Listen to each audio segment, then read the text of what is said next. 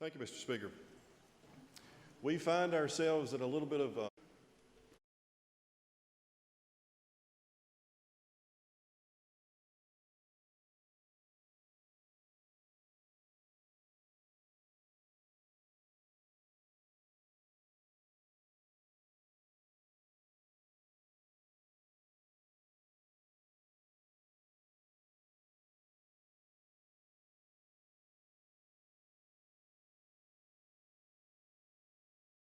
Interest applied.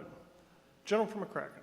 Mr. Speaker, would you please have the clerk read the Free Conference Committee report on House Bill 192? Clerk, please report. The Free Conference Committee on House Bill 192 has met as provided in the rules of the House and Senate and hereby adopts the measure. Gentleman from McCracken. Mr. Speaker, I yield to the gentleman from Todd for explanation of the Free Conference Committee report to House Bill 192. Chair recognizes the gentleman from Todd. Thank you, Mr. Speaker. Actually, I would move that we adopt Free Conference Committee 1. Motion is for the adoption of Free Conference Committee Report 1. Is there any discussion? Seeing none, those in favor signify by voting aye. Aye. Those opposed, nay. Free Conference Committee Report 1 is adopted. Gentleman from Todd. Thank you, Mr. Speaker. We find ourselves in a little bit of a unique position in this budget cycle. We are in year 2 of a 2-year budget, and not many of us, if any of us, have ever been in that position where we're writing a budget in the second year in a short session. Generally, we have a 60-day session, the normal session, to go through budget review conference committees, investigate details, have 60 days to vet everything, and then present our budget. Last year, that process started, but unfortunately with the COVID event coming into play, that process was truncated, and we end up with, what do? We have an event, we don't know how long the duration will be, the scope of its effect, the depth of its effect, and so the most prudent thing to do at that point is to pass a 1-year budget rather than a 2-year budget, and that 1-year budget was a conservative approach to make sure that if the COVID event lingered for a long period of time, we could come back in January and adjust downward and adjust for its length. If it turned out that the COVID event was short enough, we could come back in January with an economy roaring again and adjust our budget to start with the priorities that we had attempted to put into play in the first part of the 2020 season. Currently, we really find ourselves in neither one of those positions. The COVID event is lingering, but it looks like we may have daylight toward midsummer, late summer. Our economy has certain structural signs of strength, but we've also had a lot of federal money infused into our economy, which makes analysis of the economic data difficult at best. We remain hopeful that things will get better, but we're still not certain. So we end up with a short session. Here we are again. We take account of our circumstances, and in the short session we don't have the budget reviews. And as I indicated to everyone early in this session, we likely would be looking at a continuation budget with necessary modifications. And that is, in large part, what we have this time. I will point out, just so everyone kind of gets the magnitude of what kind of budget we're dealing with. I know there are some people in Kentucky that may be tuning in for the first time and listening to the numbers. But general fund numbers for this 1-year budget will be around $11.9 billion. Restricted funds accounted for will be about $10.4 billion. Federal funds accounted for will be about $15.9 billion. When you consider other road funds, bond funds, agency bonds, investment income, general fund on tobacco, and some other miscellanea, you end up with a budget that will pass through the Commonwealth this year of approximately $38.6 billion.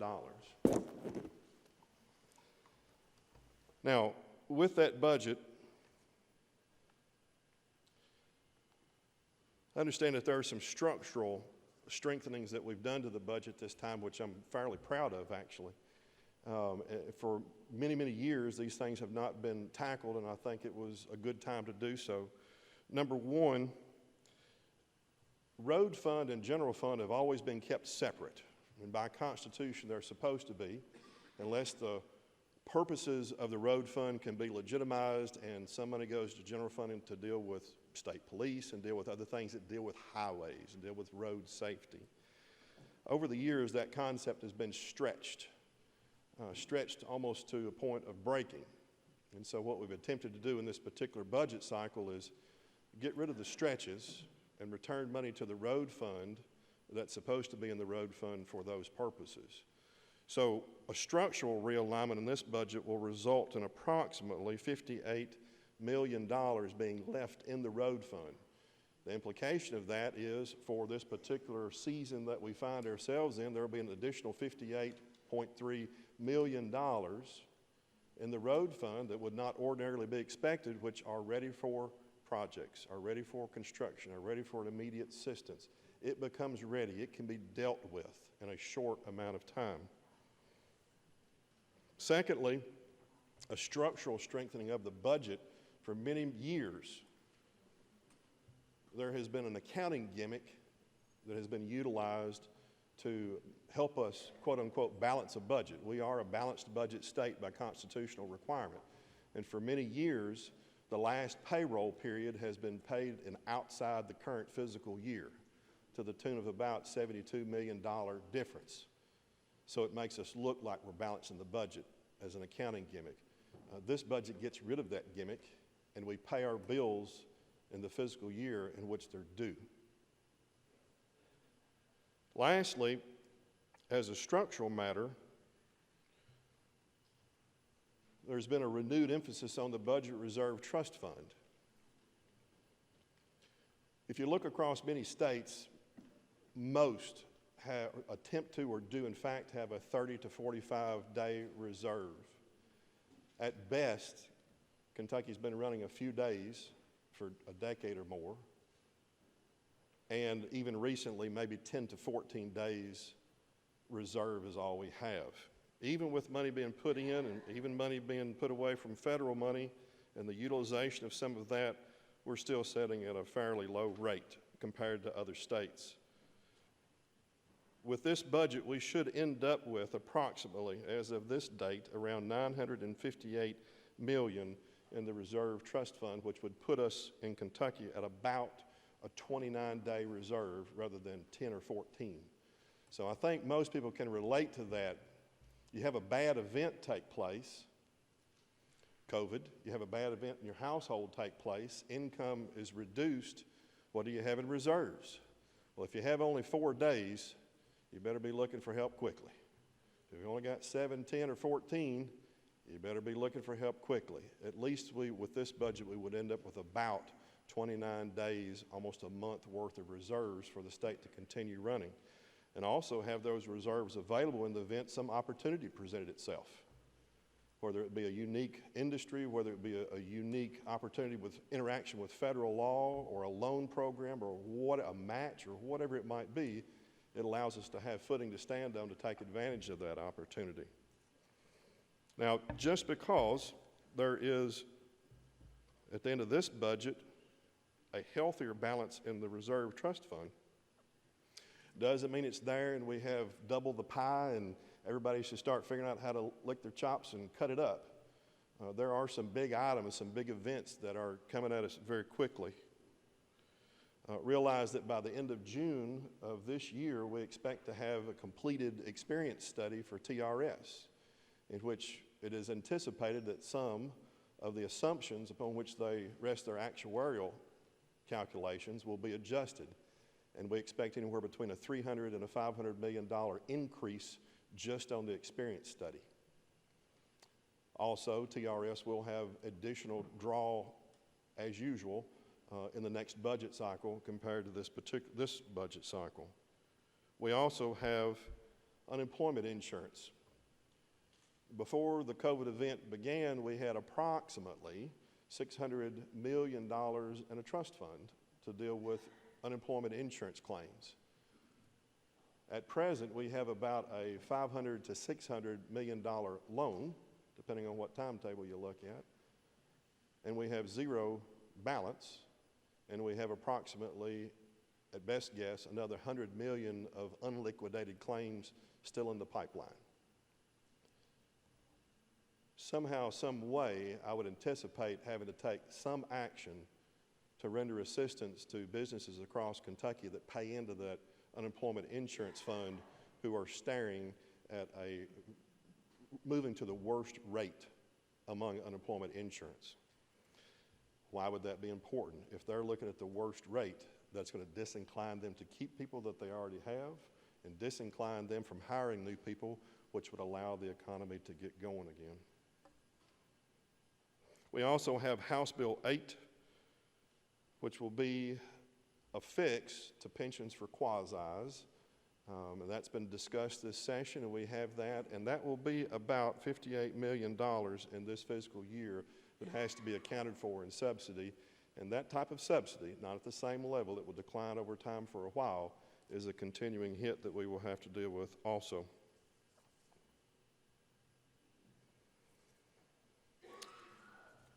Those are where we find ourselves. That is where we find ourselves, and those are concerns that will be coming in the near future, and we must get ready for it.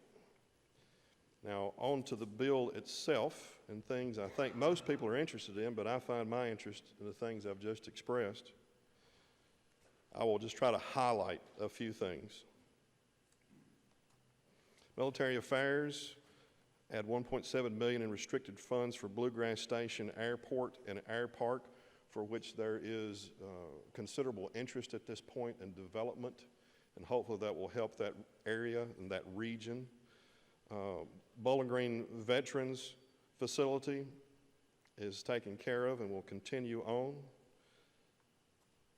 In accord with Senate Bill 3, we'll move $35 million in tobacco funds to the Department of Ag, $2 million in federal funds in the current fiscal year for meat processing facilities to address pandemic difficulties, $4.1 million in federal funds for pandemic-related relief programs in total. Department of Local Government adds $500,000 in restricted funds for the Kentucky Mountain Regional Recreation Authority, which were created in 2019. Adds $6 million in bond funds in FY22 to match federal flood control grants. Coal severance, essentially the same as last year, except for the $1 million that was taken off the top is going back into the formula, which will be returned to the local authorities.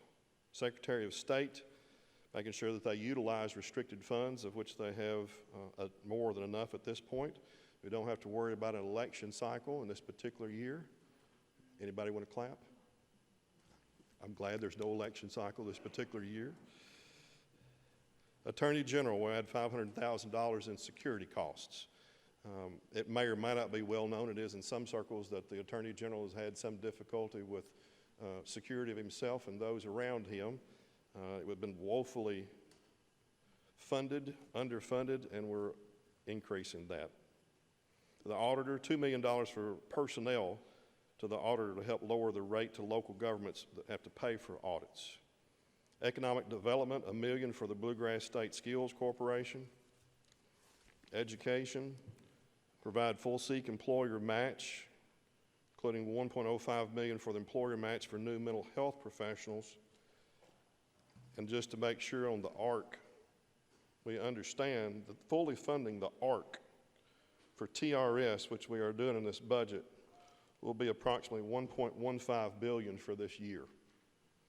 We'll also fully fund the ARC for KRS, has and non-has, $595 million for this year.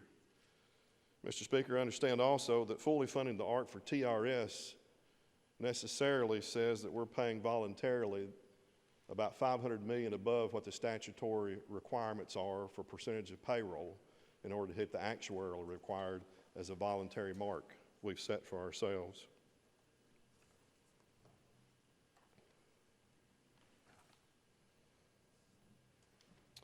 Throughout the budget and in education, we have attempted to make sure that any federal funds that become available are spent first rather than utilizing state dollars. And why? For better or worse, the federal government can print money and we cannot. The federal government is not under a balanced budget requirement and we are. So where we can, we will utilize those federal dollars rather than chasing the same activities with our more precious state dollars.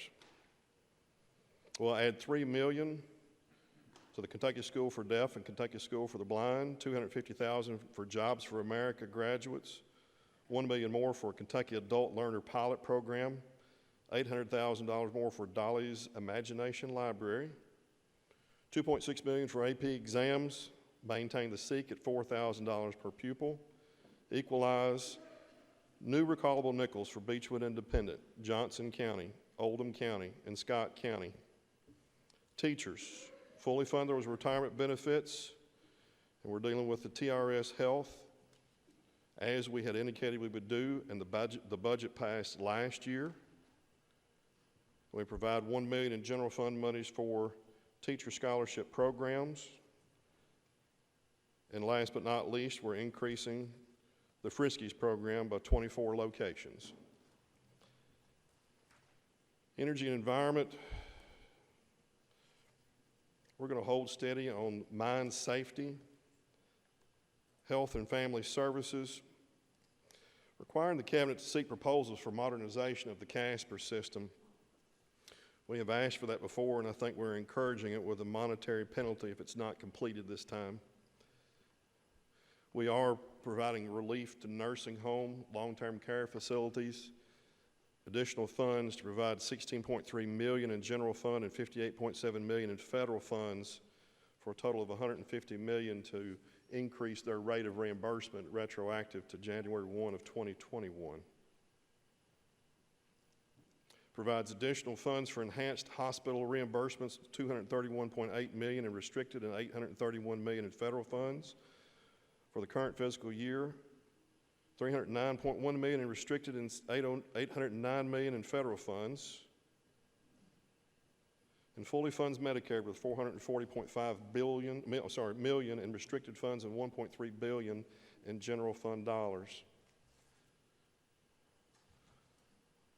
Relative to justice, provide $1.2 million in restricted and general fund dollars for toxicology needs and to convert staff at the state medical examiner's office. We're also reinitiating or reviving the regional medical examiner's office in northern Kentucky to the tune of about $593,000. As you can imagine, during the COVID event, we've had an extraordinary strain on medical examiners throughout the state, and especially with this one region for which a department had been shuttered almost.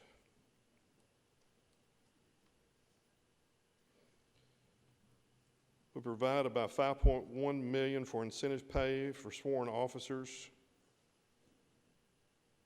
as an incentive to keep those that are eligible to retire to be applied at the discretion of the commissioner to incentivize to remain on the force. We will work on it on the interim, and we will try to get a solution just to understand KSP at this point should have a complement of about 1,150. Currently, they have a complement of about 750. They have a complement of about 750. They have approximately 200 officers that are eligible for retirement, and they have 0 cadets coming in. This is an issue that can't be solved this session. We'll apply a Band-Aid as best we can, and we will have to work on the interim as we approach the next budget cycle. Increased general fund by about $1.85 million to provide a pay increase for the forensics lab personnel, about $670,000 for lab equipment. The forensics lab through KSP provides services to KSP as well as all other law enforcement, and they do so at no cost. And as you can imagine, with the criminal justice system, the forensics lab is a linchpin that has to function. It has to function in order for the criminal justice system to survive and service the constituents. Our forensics lab currently is the least paid in the entire country. We can't even say thank God for Mississippi. Least paid, and we have a high 20, 30%, and sometimes worse turnover rate of people that come in for 1 or 2 years, gain education, training, experience, and then leave. And then we lose that we have that brain drain, which decreases productivity, and they are doing the best they can, but we still have got to help out some way, somehow. Unemployment insurance, require 90 additional positions in the Office of Unemployment Insurance Program, an additional $10.4 million for upgrades to technology for the unemployment insurance system. Post-secondary education, provide about $13.7 million in federal funds for distribution to post-secondary institutions. We'll increase the general fund allocation from about $4.2 million in the current fiscal year and $8.75 million in FY22 for the College Access Program. Make sure that all lottery receipts are properly dedicated. Increase work-ready scholarship by $7.8 million. Make sure we restored language to ensure the dual credit scholarships continue. $14.99 million in general fund monies to allow institutions to retain the FY21 performance distributions. At their request and agreement, additional general fund monies are put in so the performance funding with post-secondary can accomplish its goals and do so in a fair and equitable manner. Individual school allocations on post-secondary EKU increase agency bonds by $24.8 million for Residence Hall project. KSU support for $5 million in bond funds for roof repair, mower head, $329,000 for Craft Academy. Murray State increased agency bonds by $12.2 million for historic building preservation and restricted funds by $4 million to pay for repairs of a biology building. Northern Kentucky, a total of $7.5 million to renovate the Brown Building and Student Union Capital Project. Include authorization for $320 million needed to finance their leaving KERS. UK, $500,000 for supported higher education project and $80 million in federal funds to construct a research facility in the College of Agriculture. University of Louisville, $100,000 for dental care program for patients with issues related to drug abuse, and $5.5 million in restricted funds for Louisville Automation and Robotics Research Institute. Tourism, $2.7 million in restricted funds for operational improvements. General fund money for physical recovery for COVID issues. $11 million in general fund for parks, $7.6 million in general fund for horse park, $15 million for the State Fair Board, of which a good number of us know how difficult their situation has been and how much they've suffered, not even under best efforts. Tobacco funds, additional $1.5 million for cancer research and screening at UK and U of L, additional $650,000 for spinal cord and health injury research at UK and U of L, and $500,000 for rural suicide prevention program. Those are some of the highlights. I've tried to figure what most people might be interested in. I've tried to hit the highlights. Understand what I said at the very beginning remains true. This is a continuation budget. I didn't cover a lot of the continuation issues. There are some necessary modifications for debt servicing and restricted funds. Hit the highlights. Mr. Speaker, I will more than gladly entertain questions. I move for final passage.